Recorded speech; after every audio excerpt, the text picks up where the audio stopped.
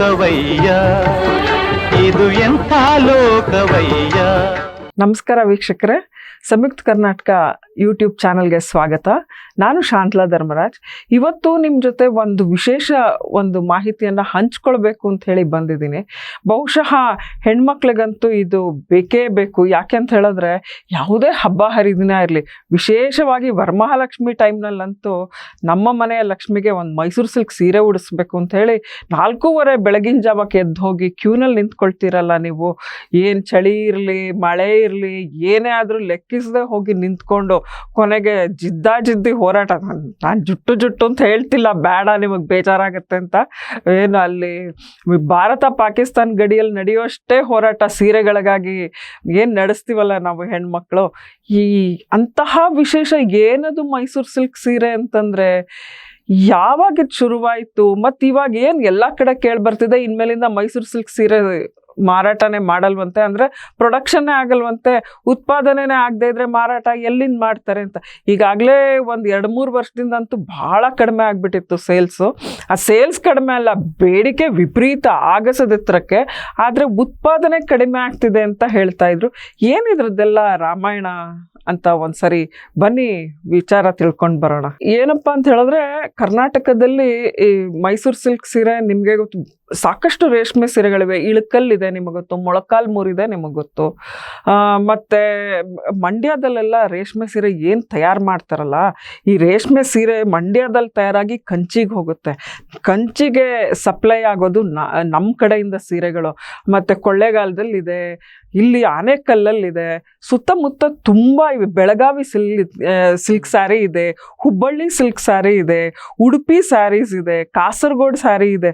ಇವೆಲ್ಲ ಇದ್ದು ಇಷ್ಟೆಲ್ಲ ತರೇವಾರಿ ರೇಷ್ಮೆ ಸೀರೆಗಳು ಒಂದು ನಾಡು ನಮ್ಮ ಕರ್ನಾಟಕ. ಆದ್ರೂ ಮೈಸೂರು ಸಿಲ್ಕ್ ಅಂದರೆ ಅದಕ್ಕೇನೋ ಅದರ ಒಂದು ಮೆರುಗು, ಅದನ್ನ ಬಿಟ್ರೆ ಒಂದು ಹೆಣ್ಮಕ್ಳಿಗಾಗೋ ಫೀಲ್, ನಿಜವಾಗ್ಲೂ ಇದು ಆ ಫೀಲ್ ಅಂತಲೇ ನಾನು ಹೇಳ್ತೀನಿ. ಆ ಅನುಭವ ಎಂಥ ಒಂದು ಮಲ್ಲಿಗೆಯನ್ನು ನಾವು ಸೀರೆ ಮಾಡ್ಕೊಂಡು ಉಟ್ರೆ ಹೆಂಗಿರುತ್ತೋ ಆ ಒಂದು ಅನುಭವ ಕೊಡುತ್ತೆ ಮೈಸೂರು ಸಿಲ್ಕು.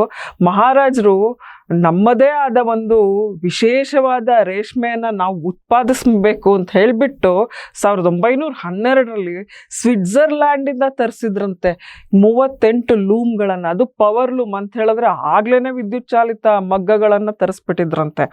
ತರಿಸಿ ಇಲ್ಲಿ ಎಲ್ಲಪ್ಪ ಮಾಡಿದ್ರು ಇದನ್ನು ಅಂತ ಹೇಳಿದ್ರೆ, ಟಿ ನರಸೀಪುರದಲ್ಲಿ ಫಿಲೇಚರ್ ಅಂದರೆ ಏನಪ್ಪ ಅಂತ ಹೇಳಿದ್ರೆ, ಅಲ್ಲಿ ನೂಲು ಉತ್ಪಾದನಾ ಘಟಕ. ಅಂದರೆ ರೇಷ್ಮೆ ಗೂಡು ಏನು ಇವಾಗ ದಕ್ಷಿಣ ಕರ್ನಾಟಕ ಭಾಗದಲ್ಲಿ ಯಥೇಚ್ಛವಾಗಿ ರೇಷ್ಮೆ ಕೃಷಿ ಅಂತ ಹೇಳಿದ್ರೆ ಹಿಪ್ಪು ನೇರಳೆಯನ್ನು ನಾವು ಬೆಳಿತೀವಿ.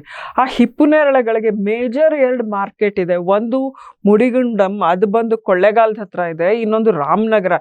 ಇವೆರಡು ಮೇಜರ್ ಮಾರ್ಕೆಟ್ಗಳು ಎಲ್ಲಿಗೆ ರೇಷ್ಮೆ ಗೂಡನ್ನ ಒಂದು ಮಾರಾಟ ಅಲ್ಲಾಗುತ್ತೆ. ಅಲ್ಲಿಂದ ಸಪ್ಲೈ ಆಗುತ್ತೆ ಎಲ್ಲಿಗೆ ಅಂತ ಹೇಳಿದ್ರೆ, ಟಿ ನರಸೀಪುರದಲ್ಲಿರುವ ಕರ್ನಾಟಕ KSIC ಫಿಲೇಚರ್ ಅಂತ ಹೇಳಿದ್ರೆ, KSIC ಅಂದರೆ Karnataka state silk industry corporation, Karnataka ರಾಜ್ಯ ರೇಷ್ಮೆ ಉತ್ಪಾದನಾ ನಿಗಮ ಏನಿದೆ, ಆ ರೇಷ್ಮೆ ಉತ್ಪಾದನಾ ನಿಗಮದ ಒಂದು ಫಿಲೇಚರ್ ಅಂದರೆ ನೂಲು ಸುತ್ತುವ ಘಟಕ, ಅಂದರೆ ನೂಲು ತಯಾರಿಸುವ ಘಟಕ ಏನಿದೆ ಅದಿರೋದು ಟಿ ನರಸೀಪುರದಲ್ಲಿ.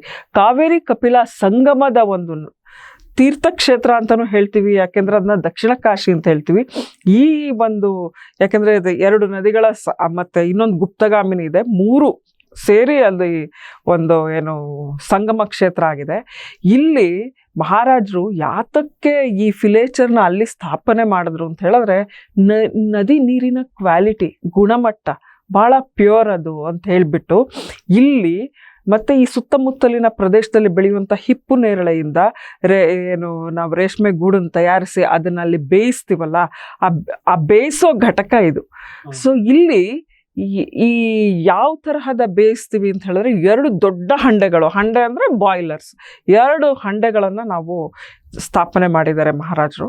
ಒಂದು 5 ಟನ್ ಪರ್ ಅವರ್, ಅಂದರೆ ಒಂದೇ ಒಂದು ಗಂಟೆಯಲ್ಲಿ 5 ಟನ್ ಬೇಯಿಸುತ್ತೆ ಒಂದು ಹಂಡೆ. ಇನ್ನೊಂದು 2 ಟನ್ ಬೇಯಿಸುತ್ತೆ. ಸೊ ಈ 2 ದೊಡ್ಡ ಬಾಯ್ಲರ್ಗಳಿವೆ ಈ ಟಿ ನರಸೀಪುರ ಫಿಲೇಚರಲ್ಲಿ. ಈ ಘಟಕದಲ್ಲಿ ಏನು ನೂಲು ಉತ್ಪಾದನೆ ಆಗುತ್ತೆ, ರೇಷ್ಮೆ ನೂಲು, ಇದು ಮೈಸೂರು ಸಿಲ್ಕ್ ಫ್ಯಾಕ್ಟ್ರಿ, ಅಂದರೆ ಮೈಸೂರಿನಲ್ಲಿರುವಂತಹ ಸಿಲ್ಕ್ ಫ್ಯಾಕ್ಟ್ರಿ ಮತ್ತು ಚನ್ನಪಟ್ಟಣದ ಸಿಲ್ಕ್ ಫ್ಯಾಕ್ಟ್ರಿ, ಈ ಎರಡೂ ಘಟಕಗಳಿಗೆ ಪೂರೈಕೆ ಆಗುತ್ತೆ. ಅಲ್ಲಿ ನೂಲಿನಿಂದ ಸೀರೆ ತಯಾರಾಗುತ್ತೆ. ಸೀರೆ ಅಂತ ಹೇಳಿದ್ರೆ ವಸ್ತ್ರವಾಗಿ ತಯಾರಾಗಿ ಬರುತ್ತೆ. ಆ ವಸ್ತ್ರವನ್ನು ಆಮೇಲೆ ಸೀರೆ ಮಾಡ್ತಾರೆ. ಪ್ರತಿನಿತ್ಯ 800 ಸೀರೆ ತಯಾರಾಗುತ್ತೆ. ಇಲ್ಲಿ ನಾಲ್ವಡಿ ಕೃಷ್ಣರಾಜ ಒಡೆಯರ್ ಅವರು ಸ್ಥಾಪಿಸಿದಂತಹ ಈ ಒಂದು ಮೈಸೂರು ಸಿಲ್ಕ್ ಕಾರ್ಖಾನೆ ಏನಿದೆಯಲ್ಲ, ಇದಕ್ಕೆ ದೇಶಾದ್ಯಂತ ಅಲ್ಲ, ಅಂತಾರಾಷ್ಟ್ರೀಯ ಮಟ್ಟದಲ್ಲೂ ಬಹಳ ಒಂದು ಬೇಡಿಕೆ ಇದೆ. ಎಲ್ಲಿ ನೀವು ಎಕ್ಸಿಬಿಷನ್ ಹಾಕಿದ್ರು, ಇಲ್ಲಿಂದ ಬ್ಲ್ಯಾಕ್ ಮಾರ್ಕೆಟ್ ಮಾಡ್ತಾರೆ, ಅಮೇರಿಕಾದಿಗೆಲ್ಲ ತಗೊಂಡೋಗಿ ಅಲ್ಲಿ ಮಾರಾಟ ಮಾಡ್ತಾರೆ 1 to double ರೇಟ್ಗೆ. ಇಷ್ಟು ಒಂದು ಬೇಡಿಕೆ ಇರುವಂತಹ ಸೀರೆ ಆದ್ರೂ ಇದಕ್ಕೆ ಅಭಾವ ಯಾಕೆ? ಸಾಮಾನ್ಯ ಬೇಡಿಕೆ ಅಂತ ಹೇಳಿದ್ರೆ ಅದಕ್ಕೆ ದುಪ್ಪಟ್ಟು ನಾವು ಪ್ರೊಡಕ್ಷನ್ ಮಾಡಬೇಕು, ಆದರೆ ಇಲ್ಲಿ ಪ್ರೊಡಕ್ಷನ್ ಅಷ್ಟು ಆಗ್ತಿಲ್ಲ. ಅದಕ್ಕೆ ಕಾರಣ ಏನು ಅಂತ ಕೇಳಬಹುದು ನೀವು. ಕಾರಣ ಏನು ಅಂತ ಹೇಳಿದ್ರೆ, ನಾವು ಇವಾಗ ಏನು ಸಪ್ಲೈ ಮಾಡ್ತೀವಲ್ಲ ನೂಲು, ನಾವು ಅದನ್ನು ಇಷ್ಟಕ್ಕೆ ಅಂತ ಸೀಮಿತ ಮಾಡ್ಕೊಂಡಿದ್ದೀವಿ. ಪ್ರತಿದಿನಕ್ಕೆ 800 ಸೀರೆ ಅಂದರೆ 800 ಸೀರೆನೇ. ಇಷ್ಟನ್ನೇ ನಾವು ಬಹುಶಃ ಕೋಟ್ಯಾಂತರ ರೂಪಾಯಿ ಲಾಭ ಇದ್ರೂ ಈ ಕಾರ್ಖಾನೆ, ಯಾವುದೇ ಕಾರ್ಖಾನೆ ಆಗಿದ್ರೂ ಇದು ಎಕ್ಸ್ಪ್ಯಾನ್ಷನ್ಗೆ ಹೊಟ್ಟೋಗ್ತಿತ್ತು. ಆದರೆ ಇಲ್ಲಿ ಎಕ್ಸ್ಪ್ಯಾನ್ಷನ್ ಅಂದರೆ ವಿಸ್ತರಣೆ ಮಾಡಲೇ ಇಲ್ಲ, ನಾವು ಅಪ್ಗ್ರೇಡೇಷನ್ಗೆ ಹೋಗಲೇ ಇಲ್ಲ. ನಾವು ಏನು 1912ರಲ್ಲಿ ಸ್ಥಾಪನೆ ಮಾಡಿದ್ರು ಅದೇ ಒಂದು ಸಾಮರ್ಥ್ಯವನ್ನೇ ಉಳಿಸ್ಕೊಂಡು ಅಷ್ಟಕ್ಕೇ ಮಾಡ್ತಾ ಇದ್ದೀವಿ. ಅದರಿಂದಾಗಿ ಇವತ್ತು ನಮಗೆ ಅಭಾವ ಜಾಸ್ತಿ ಆಗ್ತಾ ಇದೆ, ಬೇಡಿಕೆ ವಿಪರೀತ ಇದೆ. ನೀವು ಯಾವಾಗಲಾದ್ರು ಪರಿಶೀಲನೆ ಅಂದರೆ ಚೆಕ್ ಮಾಡಿ ನೋಡಿದ್ದೀರಾ ಎಷ್ಟಿದೆ ಇದ್ರದ್ದು ಬೇಸಿಕ್, ಅಂದರೆ ಮಾಡೆಲ್ ಅಂತ ಹೇಳ್ತೀವಿ, ಬೇಸಿಕ್ ಮಾಡೆಲ್ ಅಂತ ಹೇಳಿದ್ರೆ ಕನಿಷ್ಠ ಬೆಲೆಯ ಸೀರೆ ಎಷ್ಟಿದೆ ಅಂತ ಹೇಳಿದ್ರೆ 12,000ರಿಂದ 13,000ದಿಂದನೇ ಇದ್ರ ರೇಂಜ್ ಶುರುವಾಗೋದು. ಯಾತಕ್ಕೆ ಇದಕ್ಕಿಷ್ಟು ಕಾಸ್ಟ್ಲಿಂದ? ಒಂದು ಅತ್ಯುತ್ತಮ ಅಥವಾ ಉತ್ಕೃಷ್ಟ ಗುಣಮಟ್ಟದ ರೇಷ್ಮೆ ಒಂದು, ಇನ್ನೊಂದು ಗೋಲ್ಡ್ ಜರಿ. ಇದರಲ್ಲಿ ಏನು ಜರಿ ಬಳಸ್ತಾರಲ್ಲ ಆ ಜರಿ ಡೈರೆಕ್ಟ್ ಚಿನ್ನದಿಂದ ಮಾಡುವಂಥದ್ದು, ಇದು ಮಾಸಲಾಗಲ್ಲ. ಹಾಗಾಗಿನೇ ಅದರಲ್ಲಿ ಆ ಒಂದು ನೀವು ಫ್ಯಾಕ್ಟ್ರಿಗೆ ಹೋದರೆ ನೋಡಬಹುದು ಚಿನ್ನದ ಗುಳಿಗೆಗಳಿರುತ್ತೆ. ಅದೇನಂದರೆ ಜರಿನ ಕಾಯಿಸಿ, ಚಿನ್ನ ಕಾಯಿಸಿ ಜರಿ ಮಾಡ್ತಾರೆ ಅದರಲ್ಲಿ. ಹಾಗಾಗಿ ಇದು ಪಾಲಿಯೆಸ್ಟರ್ ಜರಿ ಇಲ್ಲ, ಟೆಸ್ಟೆಡ್ ಜರಿಗಳಿಲ್ಲ, ಪ್ಯೂರ್ ಜರಿ, ಪ್ಯೂರ್ ರೇಷ್ಮೆ. ಹಾಗಾಗಿನೇ ಇದಕ್ಕೆ ಜಾಸ್ತಿ ಬೇಡಿಕೆ. ಪ್ರತಿಯೊಬ್ಬ ಹೆಣ್ಮಕ್ಳು ಏನು ಹೇಳ್ತಾರೆ ಅಂದರೆ, ನಮ್ಮ ಸಂಗ್ರಹದಲ್ಲಿ, ಸೀರೆ ಸಂಗ್ರಹದಲ್ಲಿ ಕನಿಷ್ಠ ಒಂದಾದರೂ ಮೈಸೂರು ಸಿಲ್ಕ್ ಇರಬೇಕು ಅಂತ ಹೇಳ್ಕೊತಾರೆ.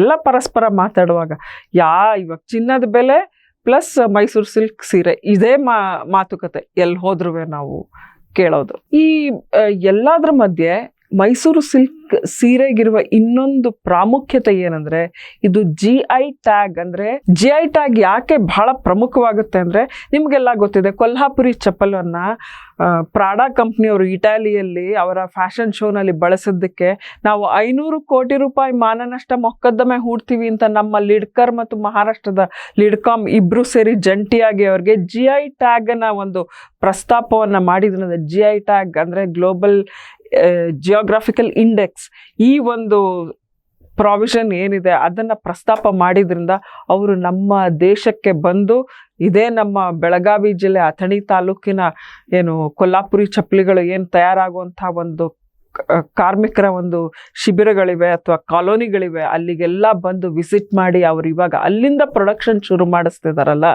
ಇದೆಲ್ಲ ಸಾಧ್ಯವಾಗಿದೆ GI ಟ್ಯಾಗ್ ಅನ್ನೋ ಒಂದು ಇದರಿಂದ. ಈ ಕಾನೂನಿದೆ, ಬಹಳ ಬಲಿಷ್ಠ ಇದೆ. 1999ರಲ್ಲಿ ಇದು ಜಾರಿಯಾಗಿದೆ. ಇದನ್ನು ನಾವು 2005ರಲ್ಲಿ ಅದರ ಅನ್ವಯ ರಿಜಿಸ್ಟರ್ ಮಾಡಿಸಿದ್ವಿ KSI ಸೀರೆಗಳನ್ನು. ಹಾಗಾಗಿ ಇದನ್ನು ಯಾರು ನಕಲಿ ಮಾಡೋ ಹಾಗಿಲ್ಲ. ಇದರ ಬಳಕೆ ಅವರು ನಮ್ಮ ಪರ್ಮಿಷನ್ ತಗೊಳ್ಳದೆ ಮಾಡೋಂಗಿಲ್ಲ. ಫಸ್ಟ್ ಆಫ್ ಆಲ್ ಮಾಡೋ ಹಾಗೇ ಇಲ್ಲ, ಪರ್ಮಿಷನ್ ಲೆಕ್ಕನೇ ಇಲ್ಲ, ಇದರಲ್ಲಿ ಮಾಡೋ ಹಾಗೇ ಇಲ್ಲ. ಈ GI ಟ್ಯಾಗ್ ಹೊಂದಿರುವಂತಹ ರೇಷ್ಮೆ ಸೀರೆಯನ್ನು ನೀವು ಪ್ರೊಡಕ್ಷನ್ ನಿಲ್ಲಿಸಬೇಕಾಗಿ ಬರುತ್ತೆ. ಈ ಒಂದು 5 ಎಕರೆ ಜಾಗ ಕ್ರೀಡಾಂಗಣಕ್ಕೆ ಕೊಟ್ಟರೆ ನೀವು. ಸೊ ಇದು ಕೂಡ ಮುಖ್ಯ. ನೀವು ಕೇಳ್ಬೋದು, ಕಳೆದ 1 ವಾರದಿಂದ ಮೈಸೂರು ಸಿಲ್ಕ್ ವಿಷಯದಲ್ಲಿ ದೊಡ್ಡ ತಲ್ಲಣ ಶುರುವಾಗಿದೆ. ಏನದು, ಯಾಕೆ ಅಂತ ಹೇಳೋದಾದರೆ, ಈ ಟಿ ನರಸೀಪುರ ಫಿಲೇಚರ್ ಘಟಕ ಏನಿದೆ ಇದು ಒಟ್ಟು 13 ಎಕರೆ ಜಾಗದಲ್ಲಿದೆ. ಕಾವೇರಿ ಕಪಿಲಾ ನದಿ ದಂಡೆಯಲ್ಲಿದೆ. ಇಲ್ಲಿ 13 ಎಕರೆಯಲ್ಲಿ 5 ಎಕರೆಯನ್ನ ಕ್ರೀಡಾಂಗಣ ನಿರ್ಮಾಣಕ್ಕಾಗಿ ಅಂತ ಹೇಳಿ 2025 ಅಂದರೆ ಕಳೆದ ಸಾಲಿನ ಬಜೆಟ್ ಆಯವ್ಯಯ ಮಂಡನೆ ಸಮಯದಲ್ಲಿ ಮುಖ್ಯಮಂತ್ರಿ ಸಿದ್ದರಾಮಯ್ಯ ಅವರು 5 ಕೋಟಿ ಅನುದಾನವನ್ನು ನಿಗದಿಪಡಿಸಿ ಘೋಷಣೆ ಮಾಡಿದ್ರು. ಅಂದರೆ ಟಿ ನರಸೀಪುರದಲ್ಲಿ ಕ್ರೀಡಾಂಗಣ ನಿರ್ಮಾಣಕ್ಕಾಗಿ 5 ಎಕರೆ ಪ್ರದೇಶದಲ್ಲಿ 5 ಕೋಟಿ ವೆಚ್ಚದಲ್ಲಿ ಮಾಡಬಹುದು, ಇದಕ್ಕೆ ನಾವು ಕೊಡ್ತೀವಿ ಅನುದಾನ ಅಂತ ಹೇಳಿದ್ರು. ಇವರು ಸುತ್ತ ಹುಡುಕಿ ಎಲ್ಲೂ ಇಲ್ಲ ಜಾಗ ಇರೋದಿಲ್ಲಿ, ಇದು ಸುಮ್ಮನೆ ವೇಸ್ಟ್ ಆಗಿದೆ ಅಂತ ಹೇಳಿಬಿಟ್ಟು ಈ ಫಿಲೇಚರ್ ಅಂತ ಹೇಳಿದ್ರೆ ರೇಷ್ಮೆ ನೂಲು ಉತ್ಪಾದನಾ ಘಟಕ ಏನಿದೆ ಇದರಲ್ಲಿರುವಂಥ 13 ಎಕರೆ ಪ್ರದೇಶದಲ್ಲಿ 5 ಎಕರೆ ತಗೊಂಡ್ರೆ ಏನಾಗಲ್ಲ ಅನ್ನೋದು ಅಧಿಕಾರಿಗಳ ಒಂದು ಅಂಬೋಣ. ಆದರೆ ವಾಸ್ತವದಲ್ಲಿ ಹಾಗಿಲ್ಲ. ಈ ಬಾಯ್ಲರ್ಗಳು ನಾನು ಈಗಾಗಲೇ ಹೇಳಿದೆ, ಪ್ರತಿ ಗಂಟೆಗೆ 5 ಟನ್ ಬೇಯಿಸಿದ್ರೆ ರೇಷ್ಮೆ ಗೂಡುಗಳನ್ನು ಇನ್ನೊಂದು 2 ಟನ್ ಬೇಯಿಸುತ್ತೆ ಯಾವುದು ಬಾಯ್ಲರ್. ಇದರಿಂದ ಏನು ಹಬೆ ಅಥವಾ ವಾತಾವರಣದಲ್ಲಿ ಶಾಖ ಉತ್ಪತ್ತಿ ಆಗುತ್ತೆ. ಅದನ್ನು ತಡಿಬೇಕು ಅಂತ ಹೇಳಿದ್ರೆ ಅಲ್ಲಿ ಹಸಿರು ಹೊದಿಕೆ ಬೇಕೇ ಬೇಕು. ಇಲ್ಲಿ 555 ಮರಗಳು, 100 ವರ್ಷದ ಅರಳಿ ಮರ, ನಾಗಪುಷ್ಪ ಮರದಿಂದ ಹಿಡಿದು 3 ವರ್ಷದ ಅಡಿಕೆ ಮತ್ತು ತೆಂಗು ಸಸಿಗಳವರೆಗೆ 500ಕ್ಕೂ ಹೆಚ್ಚು ಮರ ಇವೆ ಇಲ್ಲಿ. ಅಂದರೆ ಸಸ್ಯ ಸಂಪತ್ತು ಅಥವಾ ವನ ಸಂಪತ್ತು ಇಲ್ಲಿದೆ. ನೀವಿವಾಗ ಇಷ್ಟೂ ಮರಗಳನ್ನ ತರಿದೆ ಅಥವಾ ಕಡಿದೆ ಕ್ರೀಡಾಂಗಣ ನಿರ್ಮಾಣ ಹೇಗೆ ಮಾಡ್ತೀರಿ? ಹೌದು, ಹೆಣ್ಮಕ್ಳಿಗೆ ರೇಷ್ಮೆ ಮುಖ್ಯ, ಯುವ ಜನರಿಗೆ ಅಂದರೆ ನಮ್ಮ ಮಕ್ಕಳಿಗೆ ಆಡೋದಕ್ಕೆ ಕ್ರೀಡಾಂಗಣ ಮುಖ್ಯ. ಆದರೆ ಅಷ್ಟು ತಾಪಮಾನ ಇರುವಂತಹ ಜಾಗದಲ್ಲಿ ನೀವು ಕ್ರೀಡಾಂಗಣ ನಿರ್ಮಾಣ ಮಾಡಿದ್ರೆ ಆ ಮಕ್ಕಳಿಗೆ ಆಟ ಆಡೋಕ್ಕಾಗುತ್ತಾ ಅಲ್ಲಿ? ಇದು ನಾವು ಯೋಚನೆ ಮಾಡಬೇಕಾಗಿರೋಂಥ ಒಂದು ಸಂಗತಿ. ಆಗೇನಾಗುತ್ತೆ, ಅಷ್ಟೇ ಅಲ್ಲ, ನೀರು ಸಪ್ಲೈ ಆಗೋ ಪೈಪ್ಲೈನ್ ಕೂಡ ಅಲ್ಲೇ ಇದೆ. ಈ ಒಂದು ಘಟಕಕ್ಕೆ ಏನು ನೀರು ಸಪ್ಲೈ ಆಗುತ್ತಾ ಆ ಪೈಪ್ಲೈನ್ ಕೂಡ ಅಲ್ಲೇ ಇದೆ. ಅದು ಅಷ್ಟೇ ಅಲ್ಲ, ಅದ್ರ ಜೊತೆಗೇನೆ ಈ ಕಲ್ಲಿದ್ದಲು ಪ್ರತಿದಿನ 5 ಟನ್ ಕಲ್ಲಿದ್ದಲು ಬೇಕು ಈ ಒಂದು ಕಾರ್ಖಾನೆ ಪ್ರೊಡಕ್ಷನ್ಗೆ. ಆ ಹಾರು ಬೂದಿ ಏನು ಬರುತ್ತೆ, ಆ ಕಲ್ಲಿದ್ದಲು ಸುಡೋದ್ರಿಂದ ರಿಲೀಸ್ ಆಗುತ್ತಲ್ಲ, ಅದನ್ನು ಹೀರ್ಕೊಳ್ಳೋದಕ್ಕೆ ಅಥವಾ ಅದು ಜನವಸತಿಯತ್ತ ಹಾರದೆ ಅಲ್ಲೇ ತಡೆಯೋದಕ್ಕೆ ಹಸಿರು ಹೊದಿಕೆ ಮತ್ತು ವನ ಸಂಪತ್ತು ನಮಗೆ ಬೇಕೇ ಬೇಕು. ಈ ಹಸಿರು ಹೊದಿಕೆ ಅಷ್ಟು ಅನಿವಾರ್ಯ ಆಗಿರುವಾಗ ನೀವು ಅದನ್ನು ತರಿದ್ರೆ ಈ ಕಾರ್ಖಾನೆ ಹೇಗೆ ನಿಮಗೆ ಉತ್ಪಾದನೆ ಮಾಡೋಕ್ಕೆ ಸಾಧ್ಯ? ಸಹಜವಾಗಿಯೇ ಜನ ಕಂಪ್ಲೇಂಟ್ ಮಾಡ್ತಾರೆ, ವಾತಾವರಣದಲ್ಲಿ ಉಷ್ಣತೆ ವಿಪರೀತ ಆಗಿದೆ, ನಮಗೆ ಈ ಘಟಕ.